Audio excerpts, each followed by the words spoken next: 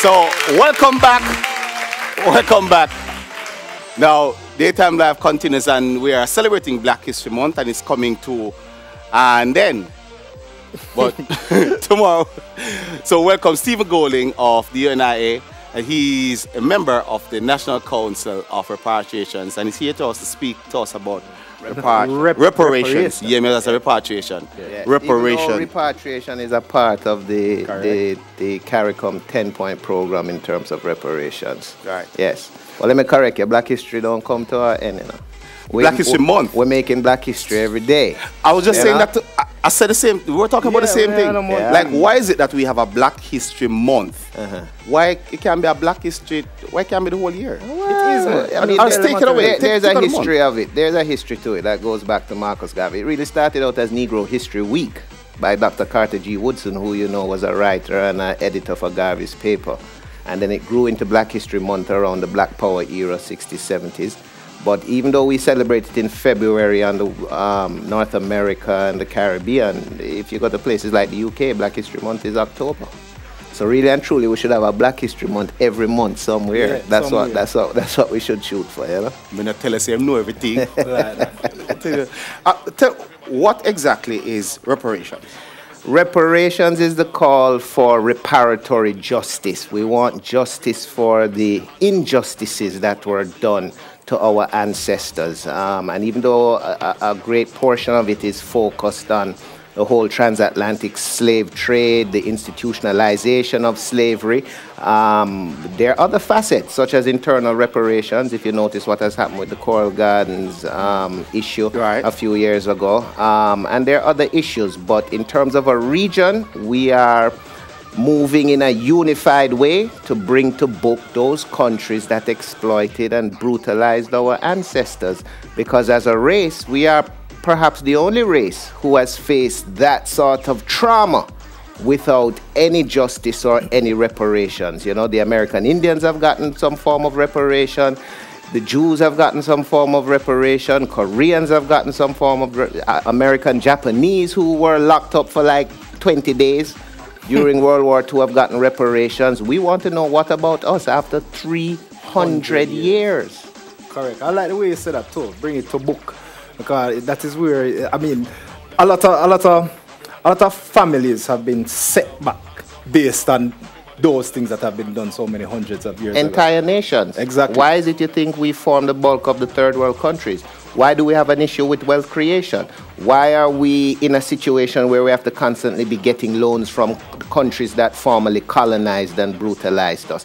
It's all connected, and you know, part of the CARICOM 10-point platform talks about addressing even mental health, even the psychological effects that we've suffered from, education, because you have to understand that we have an education system that we inherited from the colonizers, which was developed psychologically to sort of keep our confidence low and keep us ignorant of our true potential, because that was part of how they kept us enslaved. You can't be a minority keeping a majority of the people enslaved without doing some sort of Jedi mind trick on them. True, you know what I mean? So that continues, because once emancipation came, the psychological effects didn't stop. The financial effects didn't stop. And what is most insulting is that at emancipation, they calculated the loss of the former quote-unquote slaves to the slave masters and gave it a monetary figure of $47 million. And they split that into two pieces. 21 million was paid out in cash as reparations to the slave owners. Yeah, man. And 26 million was converted into labor, and that is why our ancestors were told they had to go back on the plantation for 4 years in a period they call apprenticeship, where we would work for 4 years without pay. That covered the 26. So if they got 47 million, you don't see it's a big disrespect to tell us, as David Cameron did in 2015, that it's in the past and we should move on. While he was here in 2015, the UK Treasury was just finished paying off the loan that they had to take out to pay that 21 million reparations. So that means our families and ancestors who moved to the UK within the last 50, 100 years and worked and paid taxes, their money went to paying reparations to their slave owners. Now that is the greatest insult. I mean, if this was another era, some countries may call for war. Real thing. So our money there. Because I saw a tweet like that recently that was talking about the monies that were just finished being paid in 2015. 2015. What I would like to know though, like, how do we begin to even put a monetary figure on what the UK owes? Yeah, how we calculate that? And or what do you think the figure would be? It's difficult, but we can start. And we're not saying that there's any monetary value that can compensate the suffering, the breakup of families, the rape of an entire continent. But there are means and methods where we can go about building a reconciliation and dispensing reparatory justice. Now, you could take the case of, say, Israel, because they came up with a figure. Some millions going into billions of marks that the Germans paid. And even to the families who had no descendants, it was given to the state of Israel. So let us not start by saying how we're going to figure out how much money. It's not entirely about the money. It's about how we craft it. So we're talking about policies in education, even the simple thing like the strength of our passport and our ability to travel around the world. Right. That needs to be addressed. We're talking about wealth creation. We're talking about free education. One of the things Marcus Garvey demanded in terms of reparation was free education for the race forever. And you've seen situations where Georgetown, who they proved traded in slaves, has now had to admit that anybody who can prove that they're the descendants of those Africans that they sold can now attend their institution for free. That don't just mean this generation. That means if I'm a descendant, when my children grow up now, they too can. So we're looking for forms of justice in that sense. What we don't want is for our population to be divided on the issue. We don't want people playing around with the issue of reparation. It's not a joke thing. It's not something to belittle. It's not something to take lightly. Because if we're not united as a people, then power will concede nothing without a demand. We have to make that demand in a strong fashion. And we have to be united as a a serious thing. Quickly, tell us about what CARICOM and NCR, what are they doing to teach our youths?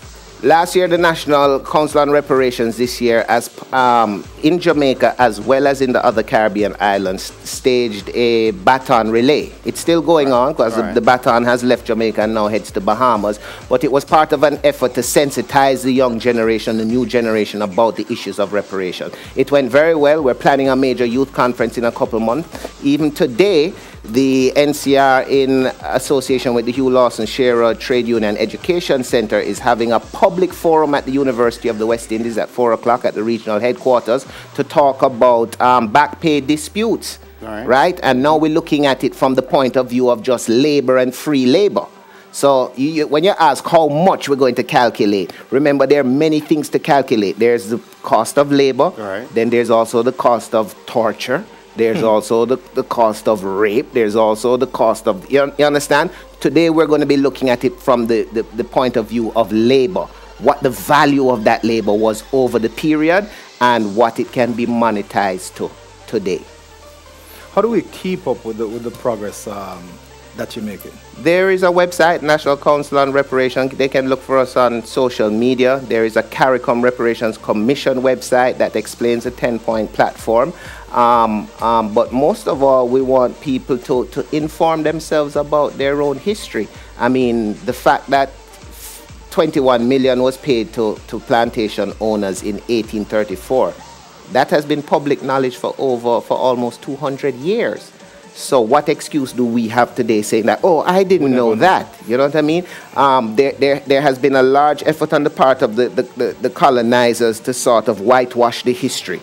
And even when we teach our history, we don't do enough to teach about the trauma that our ancestors suffered through. We don't do enough African history. We don't do enough to connect ourselves with African history before slavery. Sure. So therefore, reparations speak to not just the dispute between countries and collecting a check, but it also speaks to repairing our own minds and our own knowledge. You know, one thing I tell Jamaicans is we owe our ancestors our very existence. And they struggled with the hope of a return. So for us now, generations later, to be disconnected from Africa, to claim that we're not Africans, is almost an insult to the very people who gave us our existence. Stephen, I'm sorry for cutting you. We could have talked about this all day. But people, we'll be right back. That is Daytime Live. Let's all come back. Yo, I feel bright.